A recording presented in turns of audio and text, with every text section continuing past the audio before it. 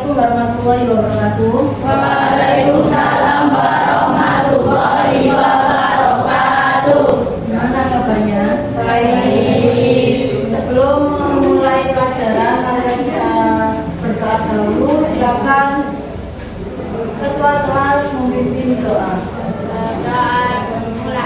A'udzu billahi minasy syaithanir rajim. Bismillahirrahmanirrahim. Alhamdulillahi rabbil alamin. Arrahmanir rahim. Maliki yaumiddin. Iyyaka na'budu wa iyyaka nasta'in. Ihdinas siratal mustaqim. Siratal ladzina an'amta 'alaihim ghairil maghdubi 'alaihim waladdallin. Amin. Raditu billahi rabban wa bil islami dinan wa bi Muhammadin nabiyyan wa rasulan. Rabbi zidni ilman warzuqni fahman bi rahmatika ya arhamar rahimin. Amin ya rabbal alamin.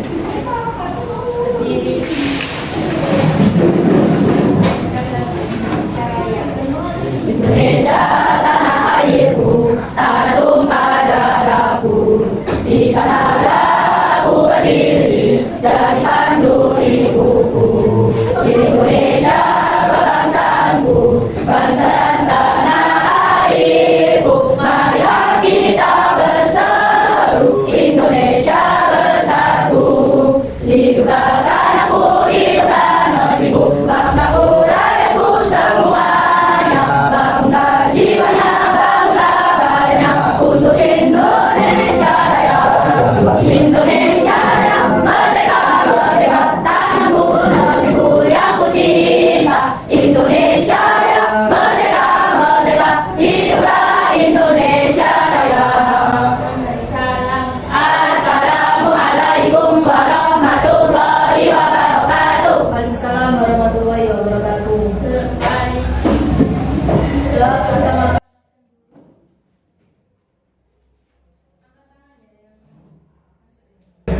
Naura, yang tinggi, Afiko, Anissa, Desti, Barka, Cika, Devania, Paris, Rafa, Husen, Akbar,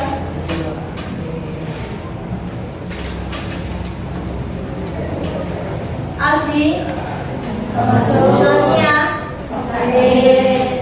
Naila, Nansa, Siva, Tiara, Yenisa, Nizar, Sean. Semoga yang hari ini sakit diberi kesembuhan, yang hari ini masuk semoga selalu diberi kesehatan.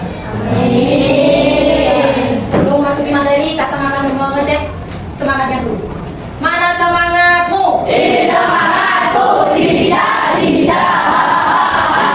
Semangat pagi. Pagi, luar biasa. Kurang semangat. Semangat pagi. Pagi, luar biasa. Di sini Kak Sama akan materinya mengenal teks berita.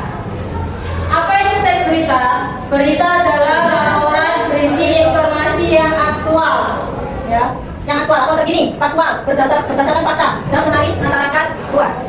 Menyampaikan kebenaran adalah inti dari setiap berita yang baik. Jadi berita itu, ya, informasi yang terkini, informasi yang berdasarkan fakta, informasi yang menarik bagi masyarakat luas.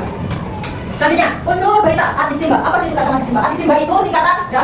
A itu apa? D itu di mana? C itu siapa? M-nya apa? Mengapa? B bagaimana? Jadi A itu apa? Peristiwa apa? Ya. Beritanya apa? Terus di mana? D itu di mana lokasinya? Kapan? Tanya itu kapan? C-nya itu toko yang terlibat. M-nya itu mengapa? Alasan atau latar belakang. B bagaimana proses atau kronologi kejadian berlangsung secara detail. Jadi singkatan adisimba itu apa? Apa? Di mana?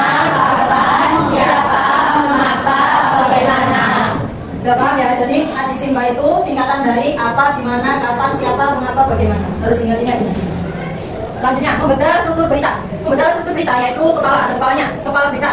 Bagian pembuka yang berisi rangkuman poin-poin paling penting. Terus yang kedua itu berita, penjelasan lengkap mengenai peristiwa, menjawab unsur mengapa dan bagaimana. Selanjutnya yang ketiga, kaki berita, berisi informasi, tambahan atau bentuk yang bersifat melengkapi, ya, atau kurang penting. Piramida terbalik yaitu informasi diletakkan dari yang paling penting di atas hingga yang kurang penting di bawah. Jadi piramidanya membedah struktur berita itu yang paling penting taruh atas, ya taruh atas sendiri. Yang kurang penting ditaruh di bawah. Karena apa? Karena orang paling mudah melihat berita itu mesti dari di awalnya. Ya enggak? Ya. Terus persepsi yang apa yang kira? Berita di sekitar kita. Siapa yang tadi pagi melihat kabar kejadian di Surabaya melalui media sosial? Siapa? Ada berita apa hari ini? Hah? Apa berita apa? Yang terkini, banyak kecelakaan juga. Ya, waktu kemarin itu ada kejadian sampai meninggal di tempat. Ada yang tahu yang di daerah Kapasmadia itu? Ya, sampai meninggal di tempat.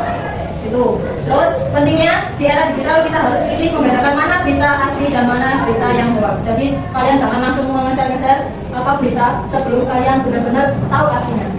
Kok kalian dikira hoax? Hoax itu apa sih? Bujukan. Bahasa Jawa ini bujukan. Terus selanjutnya, di sini ada berita tentang gangguan ketertiban di lingkungan SMP Taman Baja. Siapa yang berani maju ke depan untuk membaca?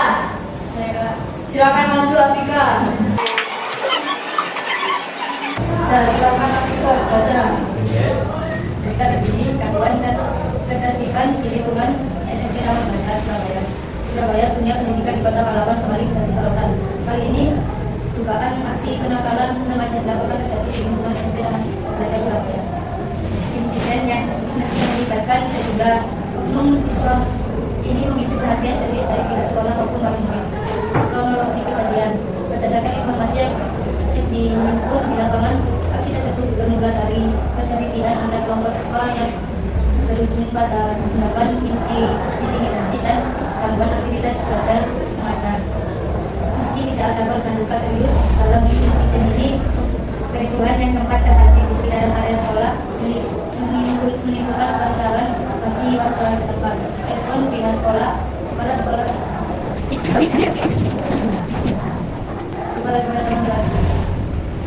SMP Taman Baja menyatakan bahwa pihak dan lembaga tidak akan menoleransi segala bentuk pelanggaran kedisiplinan.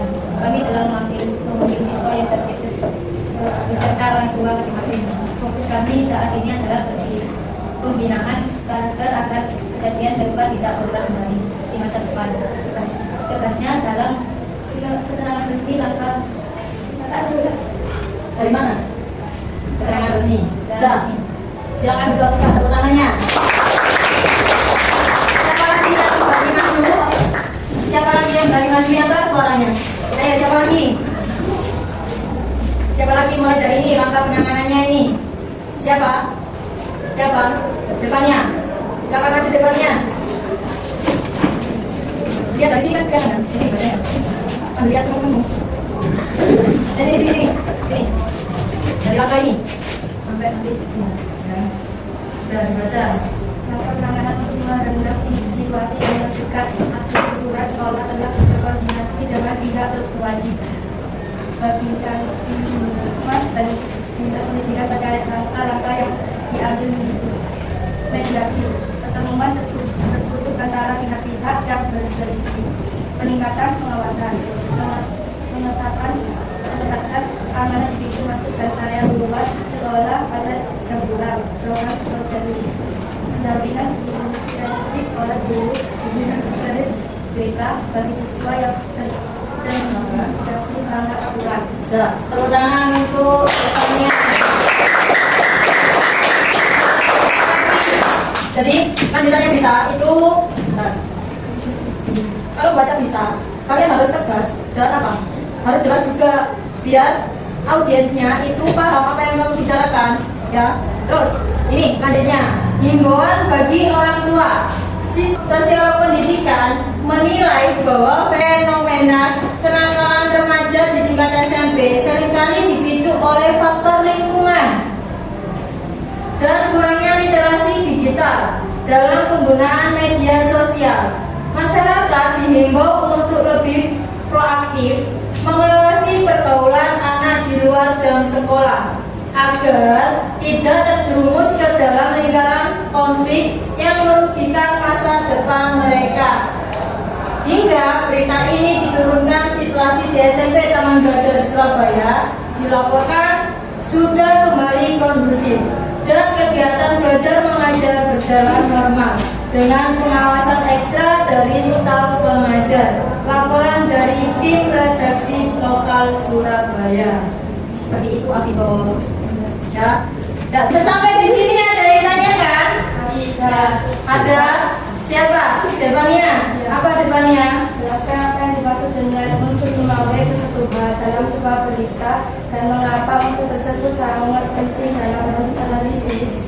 Nih, unsur 5W1A terdiri dari 5 itu dari apa? 5W itu dari what? Who, where, when, why. Terus how-nya itu bagaimana? How.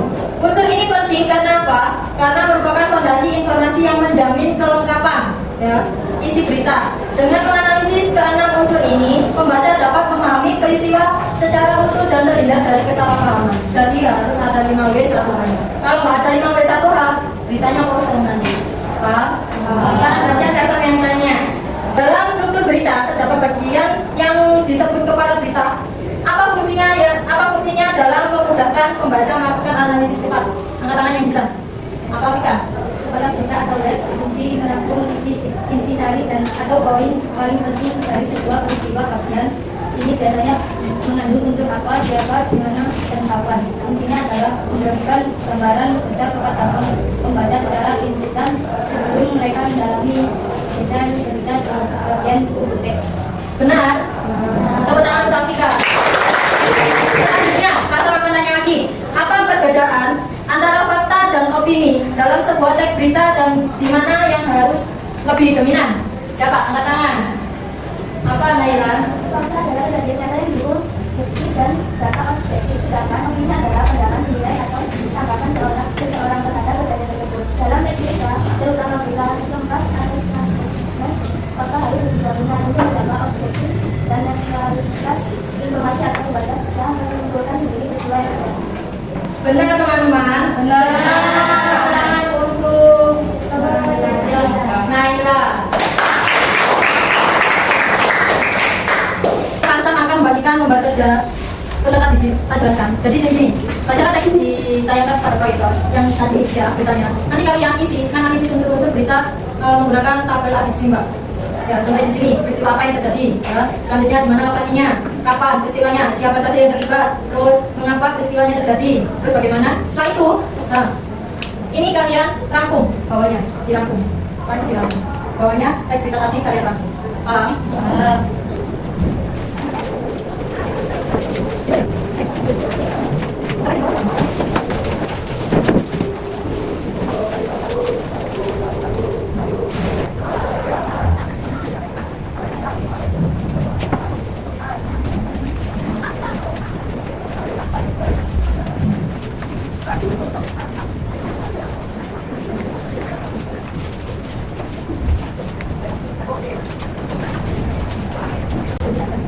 Sudah selesai? Sudah belum? Sudah. Silakan bahas ini ya sudah.